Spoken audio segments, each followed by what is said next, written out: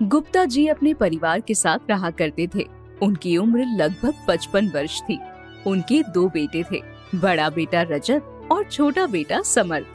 बड़े बेटे रजत की शादी को 4 साल हो चुके थे और गुप्ता जी अब समर्थ की शादी करना चाहते थे। एक दिन सुबह के समय समर्थ बेटा यहाँ आओ। ये जरा फोटो देखकर बताओ कि तुम्हें इनमें से कौन सी लड़की पसंद है। पापा, मैं आपसे ये कहना चाहता था कि मैं आरती से शादी करना चाहता हूँ। हम दोनों एक ही ऑफिस में जॉब करते हैं। ये तुम क्या कह रहे हो समर्थ? क्या तुम जानते नहीं तुम्हारे बड़े भाई रजत की अरेंज मैरिज हुई है और देखो तुम्हारी भाभी कितने संपन्न परिवार से है। देखो समर्थ बेटा, पहले हमें ये बताओ कि आरती के पापा करते क्या हैं, किस तरह के घर से है वो लड़की। मेरा मतलब उनकी हैसियत क्या है। हैसियत का क्या मतलब है पापा? आप क्या जानना चाहते हैं? अरे यही कि लड़की के पापा उसकी शादी में कितने पैसे खर्च करेंगे। देखो, रजत की शादी के वक्त भी बहू के घर से काफी महंगे तोहफे आए थे और उन्होंने खूब पैसा खर्च किया था। अब हम तुम्हारी शादी ऐसे ही थोड़ी ना कर देंगे। हाँ समर्थ, पूरे 30 लाख का दहेज लेकर आई है तुम्हारी भाभी। अब तुम आरती के बारे में हमें कुछ तो बताओ। वो हमारी बराबरी के हुए तो हमें तुम्हारा रिश्ता उनके साथ करने में कोई परेशानी नहीं है। हाँ समर्थ, तुझे तो पता है ना, मेरी शादी 5 स्टार होटल से हुई थी और तेरी भाभी के मम्मी पापा ने मुझे दहेज में लग्जरी कार दी थी। लेकिन आरती के पापा की तो एक छोटी सी दुकान है और उनके पास इतना पैसा नहीं है। हाँ, लेकिन आरती जॉब करती है पापा, हमें उसके पापा के पैसों से क्या लेना देना। अरे लेना देना कैसे नहीं है भाई? अब वो अपनी बेटी हमारे घर में देंगे तो क्या हम ऐसे ही रिश्ता जोड़ लेंगे? देखो समर्थ, आज से 4 साल पहले रजत की शादी 30 लाख में हुई थी। हिसाब से देखा जाए तो कम से कम उन्हें शादी 40 लाख में तो करनी ही चाहिए। लेकिन ठीक है, अगर उनकी हैसियत नहीं है तो कम से कम 30 लाख तो उन्हें खर्च करने ही होंगे। बहुत मनाने के बाद भी गुप्ता जी समर्थ और आरती की शादी के लिए तैयार नहीं हुए, क्योंकि उन्हें दहेज में अच्छे खासे पैसे चाहिए थे और आरती के पापा के पास इतने पैसे नहीं थे। समर्थ ने मंदिर में जाकर आरती से शादी कर ली और उसे घर लेकर आ गया। ये तूने क्या किया समर्थ? इस लड़की को ऐसे ही शादी करके घर में ले आया? हमने तुझे मना किया था ना। माँ, मैं जानता हूँ आरती बहुत अच्छी लड़की है, लेकिन उसके पापा के पास दहेज में देने के लिए बहुत सारे रुपए नहीं थे, इसलिए मैंने उससे मंदिर में शादी कर ली और आज से वो इस घर की बहू है। आरती ने आगे बढ़कर समर्थ के मम्मी पापा के पैर छू लिए, लेकिन उन दोनों ने गुस्से से कहा, हम तुम्हें इस घर की बहू नहीं मानते। तुम जबरदस्ती यहाँ रहना चाहती हो तो तुम्हारी इच्छा है, लेकिन ध्यान रखना, तुम्हें इस घर की बहू होने का अधिकार कभी नहीं मिलेगा। इस तरह खाली हाथ अपने पापा के घर से चली आई, कौन तुम्हें घर की बहू मानेगा? पता है, जब मैं शादी होकर घर में आई थी तो पूरा का पूरा ट्रक भरकर सामान लाई थी और एक तुम हो हाथ हिलाती हुई चली आई। ऐसे भला कोई शादी होती है? सब लोगों की बातें सुनकर आरती की आंखों में आंसू आ गए। सबके जाने के बाद समर्थ ने उसे समझाया, कोई बात नहीं, सब ठीक हो जाएगा। तुम्हारे अच्छे बिहेवियर से सब लोग तुम्हें पसंद करने लगेंगे, बस कुछ ही दिनों की बात है। ठीक है समर्थ, मैं सबके साथ अच्छे से रहकर उनका दिल जीतने की कोशिश करूंगी। एक दिन समर्थ घर पर नहीं था। आरती की तबीयत ठीक नहीं थी। उसने समर्थ की माँ से पूछा, माँ जी, मेरी तबीयत ठीक नहीं लग रही, मुझे डॉक्टर के पास जाना है, क्या मैं गाड़ी लेकर जा सकती हूँ? क्या कहा? तुम तो ऐसे पूछ रही हो जैसे गाड़ी तुम अपने मायके से दहेज में लेकर आई हो। ये गाड़ी रजत की पत्नी की है, उसके पापा ने दी है उसे। तुम्हें अगर कहीं जाना है तो ऑटो करके जाओ।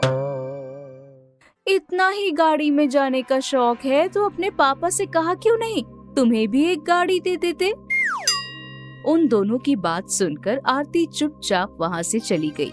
आरती के जाने के बाद, मुझे किसी भी तरह इस लड़की को अपने बेटे की जिंदगी से दूर हटाना होगा। मैं चाहती हूँ कि समर्थ की फिर से शादी करवा दूँ किसी अच्छे पैसे वाले घर की लड़की से। हाँ माँ जी, आप सही कह रही हैं। मैं तो कहती हूँ हमें ही कुछ करना पड़ेगा। एक काम करते हैं, समर्थ तो वैसे भी शहर के बाहर गया हुआ है। कल हम सब आरती को घर में अकेला छोड़कर कहीं बाहर जाने का बहाना कर लेंगे लेकिन उससे क्या होगा पापा? होना क्या है, रसोई में गैस का सिलेंडर खुला छोड़कर जाएंगे। जैसे ही आरती किचन में कुछ काम करने जाएगी, धमाका होगा और सबको लगेगा कि सिलेंडर फटने से आरती की मौत हो गई।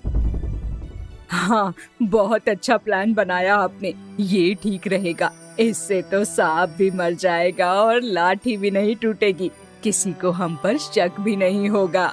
अगले दिन वो सब लोग घर से बाहर जाने का बोलकर चले गए और रसोई घर में गैस का सिलेंडर खुला छोड़ गए। आरती की तबीयत ठीक ना होने के कारण उसे इस बात का एहसास नहीं हुआ। कुछ ही देर बाद जब वो अपने लिए खाना बनाने आई तो उसने गैस चलाने के लिए लाइटर हाथ में उठाया, लेकिन इससे पहले कि वो गैस चलाती, समर्थ ने डोरबेल बजाई। आरती बिना गैस जलाए पहले दरवाजा खोलने गई। आरती, तुम्हें पता नहीं चला कितनी तेज बदबू आ रही है? वो समर्थ, मेरी तबीयत ठीक नहीं थी और घर में मैं अकेली थी, इसीलिए मुझे पता ही नहीं चला। सब लोग कहाँ गए? सब लोगों को कहीं बाहर जाना था, कहकर गए हैं कि शाम तक आ जाएंगे। ये देखो, गैस सिलेंडर की नली तो यहाँ से कटी हुई है। ये किसने किया?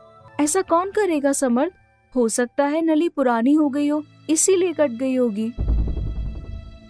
जब सब लोग शाम को लौटकर घर वापस आए तो आरती को सही सलामत देखकर हैरान थे और काफी दुखी भी, क्योंकि वो आरती को मरा हुआ देखना चाहते थे। इसी तरह कुछ साल और बीत गए।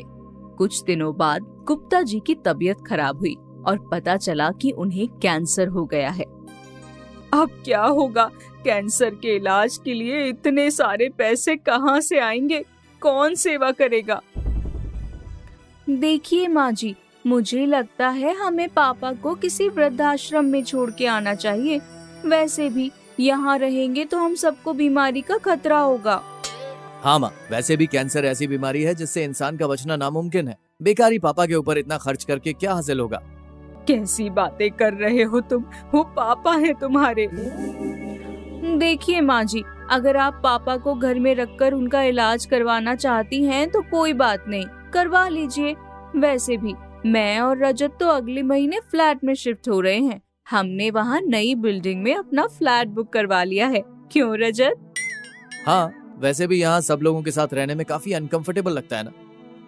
लेकिन बेटा, अभी तुम्हारे पापा की तबीयत ठीक नहीं है।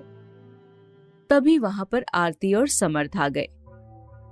माँ जी, आप चिंता ना करें, उनके इलाज का सारा खर्चा मैं उठाऊंगी। मैंने अपनी जॉब से जो भी पैसे कमाए हैं वो सब बुरे वक्त के लिए ही जमा करके रखे थे। हाँ माँ, पापा कहीं नहीं जाएंगे, हम उनका अच्छे से इलाज करवाएंगे और देखना वो जल्दी ठीक हो जाएंगे। आरती और समर्थ की मेहनत से कुछ ही दिनों में गुप्ता जी कैंसर से पूरी तरह ठीक हो गए। ठीक होने के बाद, मुझे माफ कर दो आरती बेटा, मैं दहेज के लालच में अंधा हो गया था। तुमने मेरी जान बचाई है और उस दिन मैं तुम्हें मारने चला था। पैसों के कारण मैं सही और गलत इंसान की पहचान भी नहीं कर पाया। मैं तुम्हारा गुनहगार हूँ।